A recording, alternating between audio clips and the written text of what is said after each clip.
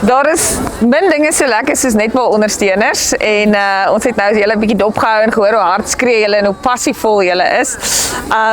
Ek gaan begin deur vir jou te vra, Meyring. Watse posisie speel jou dogter by Oranje? VV. VV. Ja. En wat is die ding wat jy die meeste van netbal hou? Nee, hierdie langs die baan staan, dat jy kan teen hulle staan en saam skree en sien hoe geniet hulle dit. Ja. Dit is lekker, ja. En vir ons, het Bloemfontein uit om hierdie toernooi te speel waar ons teen ander groter skole kan speel. Dis vir ons voorreg. Ja. Dis lekker. Ja, en die girls geniet dit. Ons geniet dit meer as hulle, maar hulle geniet dit ook. So praat oor die groot skole. Julle is besig om voor te berei vir nasionale kampioenskappe wat volgende naweek is. Sanmarie, het jy netbal gespeel self? Nee, ek is 'n hokkiebokkie gewees, so Ja.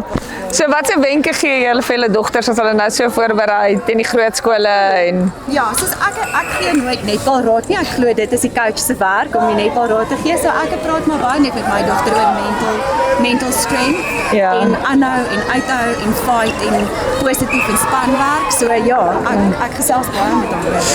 François, jy's alles sê altyd die stil persoon is die persoon met die wyse raad. So watse posisie speel jou dogter?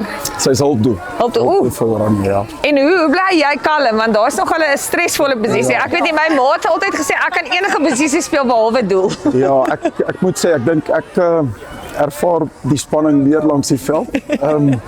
Ja, ek dink ek was geskram op my tyd, so ek weet wat se druk is daar. Ek weet as die doele moet val, met die doele val. So ja, en dit is 'n voorreg eintlik om my posisie te speel, groot verantwoordelikheid ook.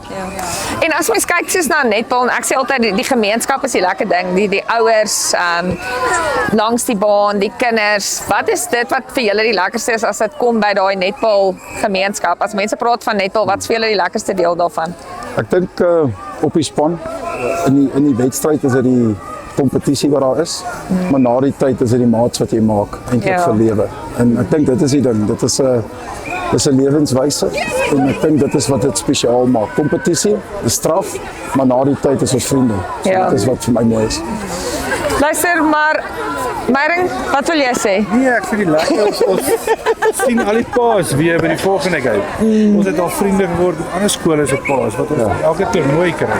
Ja. So mens sien eintlik uit daarna want dit is weer ander mense en jy geniet dit. Ek bedoel almal is hier vir dieselfde ding. En ons wil almal hê ons dogters moet dit geniet. Ja, dis 'n vibe. Ek dink dis regtig dis 'n vibe.